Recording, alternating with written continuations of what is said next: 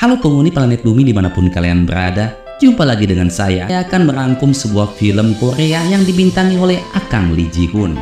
Film ini mengisahkan tentang perjuangan tentara Korea Utara yang berencana kabur menuju wilayah Korea Selatan. Semua itu ia lakukan demi bisa mendapat kehidupan yang jauh lebih baik. Seperti apakah kelanjutan kisahnya? Namun sebelum kita lanjut, bagi kalian yang suka dengan channel ini, jangan lupa like, subscribe, dan aktifkan juga lonceng notifikasinya.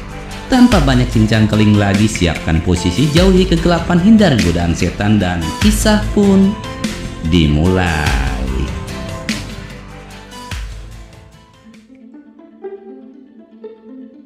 Di suatu malam di sebuah kamp militer Korea Utara, dikala prajurit lainnya sedang tidur pulas, seorang tentara bernama Lim Kyunam diam-diam menyelinap keluar kamp melalui jalan rahasia yang telah ia buat sebelumnya.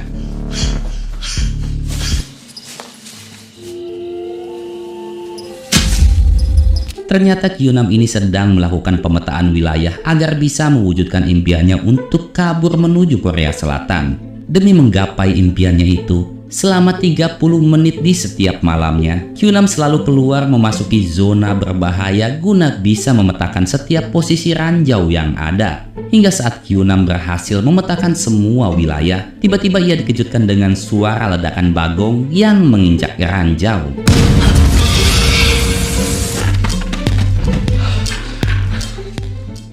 Esok paginya Nam pun kembali menjalani aktivitas sebagai pasukan penjaga perbatasan. Selain dijejali latihan fisik yang sangat-sangat mengedankan, sebagai peringatan Kyunam dan kawan-kawan diwajibkan menonton tayangan video eksekusi mati pada setiap tentara yang mencoba kabur dan membelot ke Korea Selatan. Dan inilah Nescafe 2024. Di suatu pagi, Kyunam selaku komandan regu melakukan patroli wilayah bersama anak buahnya. Salah satu anak buah Kyunam bernama Dong-hyuk lantas melihat sekelompok burung yang terbang lebih rendah, di mana hal itu menandakan bahwa hujan akan turun dalam waktu dekat. Sontak Kyunam pun nampak panik, dikarenakan jika hujan turun dengan lebat maka setiap kayu penanda yang telah Kyunam pasang pada setiap ranjau kemungkinan akan berpindah. Hingga di tengah kebingungan, tiba-tiba terdengar suara ledakan. Ternyata lagi dan lagi ledakan itu diakibatkan oleh seekor bagong yang sedang bingung. Alhasil Kyunam dan anak buahnya pun memanggang bagong itu untuk dijadikan santapan makan malam.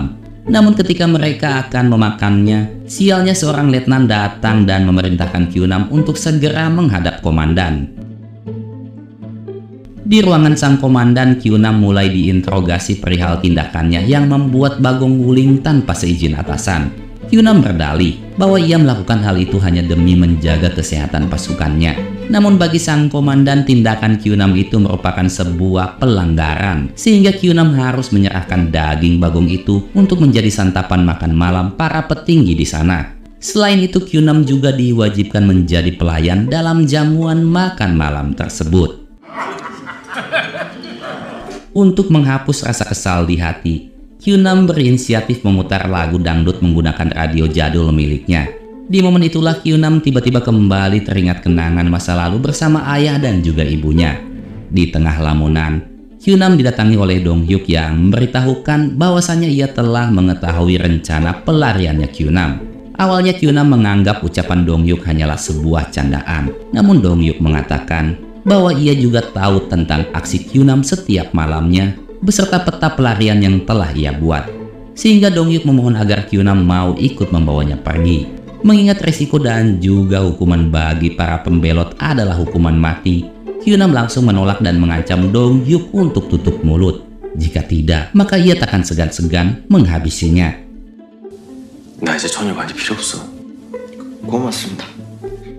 Saat tengah malam di mana Kyunam bersiap untuk melakukan aksi pelarian, tiba-tiba terdengar alarm yang menandakan adanya prajurit yang mencoba kabur dari sana. Semua pasukan pun dikerahkan untuk menangkap prajurit itu. Melihat adanya kesempatan, Kyunam terpaksa berinisiatif untuk memulai aksi pelariannya. Namun ketika mengetahui bahwa peta pelariannya telah hilang, saat itulah Kyunam menyadari bahwa prajurit yang mencoba kabur adalah Dong-hyuk. Dalam waktu singkat, Q6 berhasil menemukan Dong Hyuk yang sedang kesulitan menemukan lubang pelarian. Karena keadaan semakin kacau, Q6 lantas membujuk Dong Hyuk kembali ke camp dan berjanji akan membawanya pergi di waktu yang tepat. Namun Dong Hyuk yang takut Q6 akan mengkhianatinya, memutuskan untuk tetap melanjutkan pelariannya saat itu juga. Hingga tiba-tiba, mereka pun dikejutkan dengan sekumpulan tentara yang sudah ada di sana.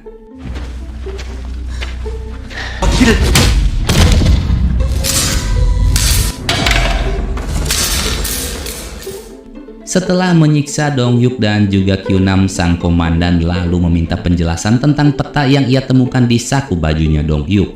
Awalnya Q6 nampak pasrah karena ia yakin Dong Hyuk pasti akan memberitahukannya. Namun tak disangka, Dong Hyuk malah mengakui bahwa peta itu adalah miliknya. Sedangkan Q6 hanyalah korban yang kebetulan ada di sana. 보위부에 선단다. Kasus Q6 dan Dong Hyuk ini mengundang perhatian Badan Keamanan Negara, sehingga mereka pun mengutus salah satu petugas bernama Hyun Sang untuk datang menyelidiki kasus itu. Setibanya Hyun Sang di camp, salah satu letnan lantas menjelaskan perihal kronologi aksi pelarian yang dilakukan oleh Q6 dan juga Dong Hyuk. Berdasarkan analisa dan bukti yang ada, letnan menyimpulkan bahwa Dong Hyuk dan Q6 adalah pembelot yang harus segera dieksekusi mati. Namun Hyun Sang justru memiliki pendapat yang berbeda. Menurut analisa Hyun Sang, hanya Dong Hyuk lah yang pantas dinyatakan bersalah. Sedangkan Q6 seharusnya dianggap sebagai pahlawan karena jasanya yang telah berhasil menangkap pembelot. 탈주범 발생한 부대의 지휘관들 주제에 아주 특이한 그게 사실입니다. 탈주병을 잡은 인민의 노력 용의소. 야, 기남아. Dikala Dong Hyuk mendekam di dalam sel, Hyun Sang membawa Q6 pergi menuju markas Badan Keamanan Negara. Di momen itulah akhirnya kita mengetahui bahwa nyatanya Hyun Sang dan Q6 ini merupakan teman masa kecil. Pantas saja Hyun Sang mati-matian mau membela Q6. Bahkan Hyun Sang telah merekomendasikan Q6 untuk menerima penghargaan pahlawan dari Badan Keamanan. Namun bukannya senang, Q6 di situ malah nampak kesal karena bagaimanapun ia akan tetap melanjutkan rencana pelariannya. 그리고 공로자 여러분. Sesampainya di markas Badan Keamanan Negara, Q6 disambut hangat oleh para petinggi di sana. Saat salah satu petinggi sedang menyampaikan pidato sambutan, Q6 nampak begitu gelisah setelah mendengar berita akan turunnya hujan lebat di jam 7 malam. Karena dampak dari hujan tersebut bisa membuat kayu penanda ranjau yang telah ia tanam akan berpindah tempat. Setelah acara penghargaan selesai, Q6 semakin dilanda kegelisahan karena Hyun Sang tak kunjung memulangkannya ke camp. Ternyata hal itu memang merupakan siasat dari Hyun Sang yang menyadari apabila ia memulangkan Q6 ke camp, maka bisa dipastikan Q6 akan melanjutkan aksi pelariannya. Sehingga untuk mencegah hal itu, Hyun Sang langsung mengangkat Q6 sebagai ajudan pribadi. Semua itu dilakukan agar Q6 selalu berada dalam pengawasannya. 나 인자 제대하는데 그럼 네 앞길을 네가 누구나 쉽게 받을 수 있는 기회가 아니야. 너희 아버지 유품이지. Ketika Hyun Sang sedang asik berbincang dengan tamu undangan, Q6 diam-diam membuat surat tugas palsu berbekal potongan foto dan juga stempel yang ia ambil dari ruangannya Hyun Sang. Di mana dengan surat tugas itulah Q6 bisa mendapatkan akses masuk ke camp, sekaligus membebaskan Dong Hyuk. Setelah itu, Q6 bergegas menuju camp. 불시점검 나왔어. 조서 근무 좀 못하는다. Di tengah pelarian, Q6 dibuat kaget dengan adanya dua tentara yang sedang mengawasinya. Berbekal pangkat dan tingkah Q6 yang sangat meyakinkan, akhirnya Q6 berhasil memperdaya dua tentara itu. Menyadari jika wilayah tersebut terdapat banyak pos penjagaan, Q6 lantas meminjam teropong untuk mengamati segala kemungkinan yang bisa membuatnya keluar dengan aman. Namun setelah melakukan analisa, Q6 akhirnya memutuskan untuk keluar melalui gerbang depan. Agar bisa lolos dari penjagaan, Q6 berinisiatif mengambil salah satu mobil dinas dan membawa masuk seorang pejabat penting yang sedang dalam kondisi tebleng. Alhasil Q6 pun berhasil keluar dengan begitu mudah.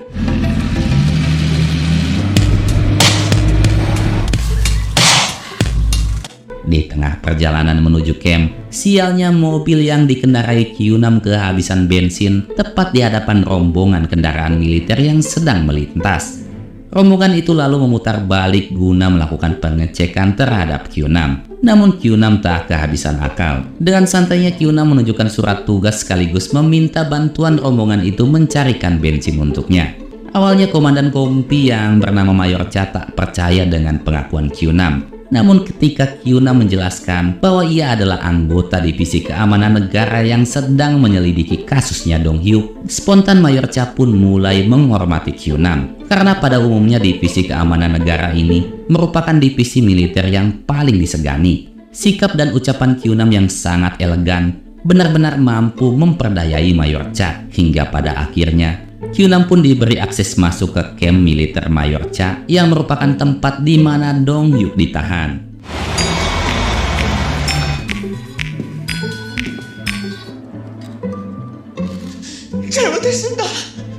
Sesampainya di camp, Q6 mulai menjalankan siasatnya dengan begitu elegan. Setelah memastikan kondisi Dong Hyuk di dalam sel, Q6 lantas menggunakan wewenangnya sebagai anggota divisi keamanan untuk membawa Dong Hyuk beserta semua barang bukti termasuk peta pelariannya. Kebohongan Q6 hampir saja terbongkar di saat salah satu letnan, kita panggil saja Tatang, mendapat info bahwa mobil yang dikendarai Q6 bukanlah mobil dinas dari divisi keamanan. Seketika suasana pun berubah menjadi sangat-sangat menegangkan. Mayor Cha mulai menatap Q6 dengan begitu tajam setajam silet. Begitu juga dengan Q6 yang bersiap menojos Mayor Cha dengan pena miliknya. Namun tak disangka, 서운한 마음 푸시게. untungnya Mayor Cha lebih mempercayai Q6 dibanding Letnan Tatang. Namun masalah tak habis sampai di situ. Sebagai permohonan maaf, Mayor Cha berinisiatif untuk memberikan pengawalan pada Q6. Hal itu pun langsung dimanfaatkan oleh Tatang dengan mengajukan dirinya untuk ikut mengawal Q6. Karena tak punya pilihan, Q6 pun terpaksa menyetujuinya. 누굽니까? 알고 지낸 보이부 요원인데 임규남 중사에 대해 물었. Di tengah jalan, Letnan Tatang menghubungi temannya di divisi keamanan guna memastikan status keanggotaannya Q6. Tentu saja dalam waktu singkat aksi Q6 itu diketahui oleh Hyun Sang. Meski Q6 sudah melakukan kesalahan yang sangat fatal, sebagai teman Hyun Sang masih mau menawarinya sebuah kesempatan. Asalkan saat itu juga Q6 kembali ke divisi keamanan. Akan tetapi dengan tegas Q6 langsung menolaknya. Tak disangka sedari tadi nyatanya Letnan Tatang ini menguping percakapannya Q6. Sehingga di tengah jalan terjadilah sebuah insiden yang cukup mengacengkan.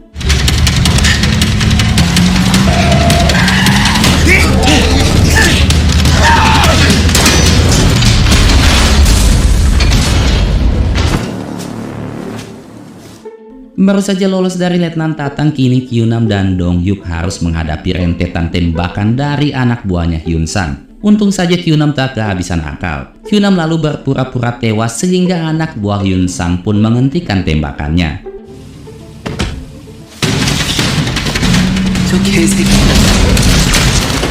Dikala Hyun Sang dan anak buahnya lengah, Q6 bergegas mengambil peta dan mengajak Dong Hyuk berlari sekencang mungkin. Hingga akhirnya ia pun berhasil lolos dengan melompat ke dalam sungai. 오갈라 그래. Demi bisa menangkap Q6, Hyun Sang yang sudah dibaluti emosi lantas menelepon dan meminta izin komandannya untuk mengerahkan satu kompi pasukan. Sedangkan di tepian sungai, Q6 dan Dong Hyuk tiba-tiba dikepung oleh kelompok pemberontak yang kebanyakan anggotanya adalah wanita. 오늘 부대에서 보냈어. Awalnya kelompok itu menganggap Q6 dan Dong Hyuk adalah pasukan pengintai. Namun saat mereka akan mengeksekusi Q6 dan Dong Hyuk, tiba-tiba Dong Hyuk menceritakan tentang seorang pembelot yang ditahan bersamanya di camp militer. Yang ternyata pemuda itu merupakan salah satu anggota kelompok pemberontak itu. Berbekal pengetahuan Dong Hyuk mengenai jalur penyelamatan di wilayah camp, malamnya kelompok pemberontak itu pun mulai menyusun rencana untuk bisa membebaskan anggotanya. Sedangkan di sisi lain, setelah mendapat info dari anggota intelijen tentang Q6 dan Dong Hyuk yang diselamatkan oleh kelompok pemberontak, malam itu juga Hyun Sang mengerahkan semua pasukan menuju hutan yang diduga kuat menjadi tempat persembunyian kelompok pemberontak itu. Berbekal insting dan analisanya yang sangat tajam, Hyun Sang mampu memandu anak buahnya memblokade setiap lokasi yang menjadi titik keberadaan Q6 dan kawan-kawan dengan begitu tepat. 좌우 협동작전.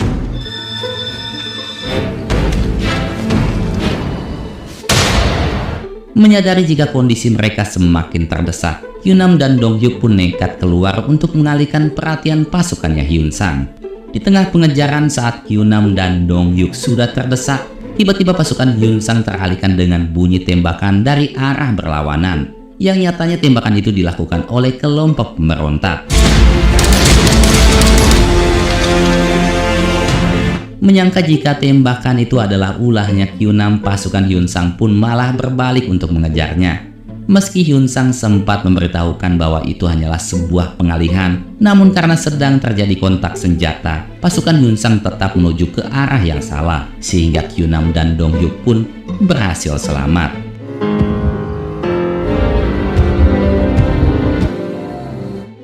Karena Dong Hyuk tertembak di bagian kaki, Q6 pun terpaksa memapahnya menuju lokasi pelarian. Namun sialnya Dong Hyuk malah terjatuh ke dalam camp militer tempatnya bertugas dulu, di mana saat itu terdapat banyak pasukan yang sedang berlatih.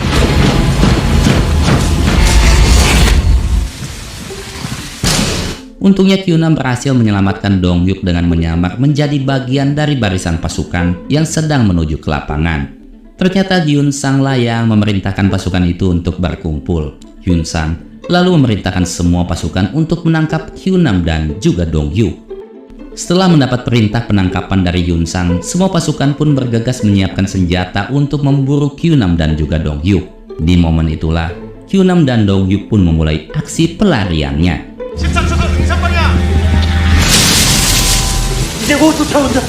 Awalnya semua berjalan dengan begitu mulus, namun ketika akan melewati pagar pembatas, Q6 dikagetkan dengan tak adanya Dong Hyuk, yang ternyata Dong Hyuk ini sedang sibuk mencari kalung ibunya yang terjatuh di lokasi itu.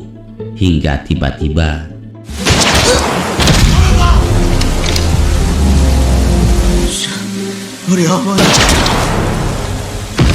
Dong Hyuk pun is dead. Mengetahui jika Hyun Sang lah yang telah menembak Dong Hyuk, Q6 lantas melayangkan tatapan sinis yang penuh dengan kebencian. Setelah itu ia menembaki satu persatu lampu sorot guna membatasi jarak pandangnya Hyun Sang.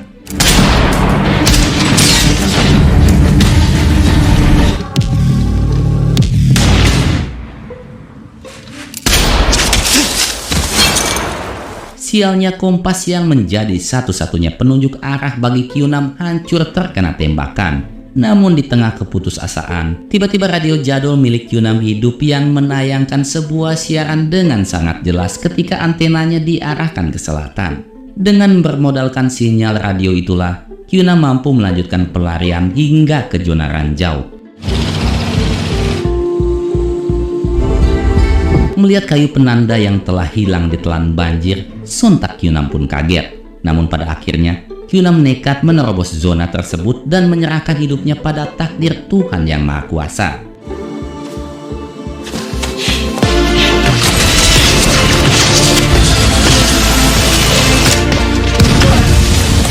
Doa Q6 pun benar-benar dijabah.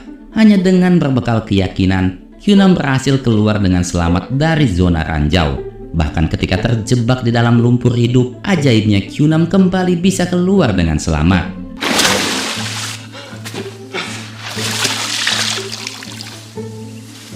Secercah harapan mulai nampak ketika Q6 memasuki zona demarkasi dan melihat adanya pasukan Korea Selatan yang sedang berpatroli. Namun ketika Q6 hendak memanggil, sialnya ia menginjak ranjau diikuti oleh kemunculan Hyun Sang yang langsung menodongkan senjata padanya.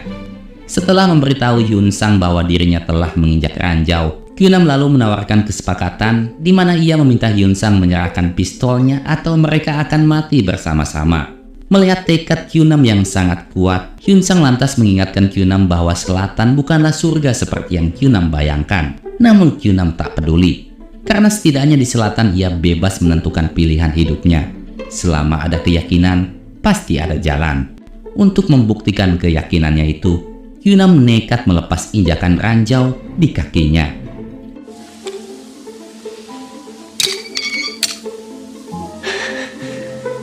Layaknya dinaungi sebuah keberuntungan, Q6 lagi-lagi bisa selamat. Karena ranjau yang diinjaknya ternyata sudah tidak aktif lagi.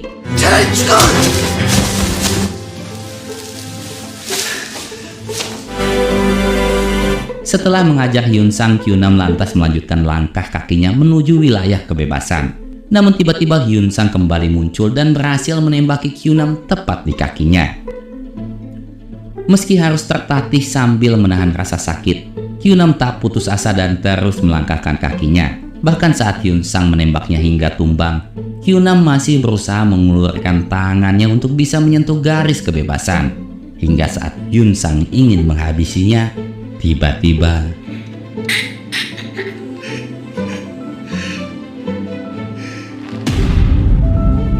untungnya tentara selatan tiba di waktu yang tepat. Sesuai dengan perjanjian yang berlaku, Hyun Sang pun tak bisa berbuat apa-apa karena wilayah itu merupakan zona demarkasi. Q6 lalu dibawa oleh tentara selatan untuk diberikan penanganan medis. 1 tahun kemudian nampak Q6 yang kini sikap dan penampilannya jauh berbeda dari sebelumnya. Setelah sekian lama, Q6 akhirnya bisa menjalankan amanat Dong-hyuk untuk memberikan kalung pada ibunya. Hingga tiba-tiba, film pun tamat. Wadidaw, wadidaw, wadidaw. Film ini sangat memotivasi kita untuk jangan pernah menyerah pada apapun. Karena selama kita masih menyimpan keyakinan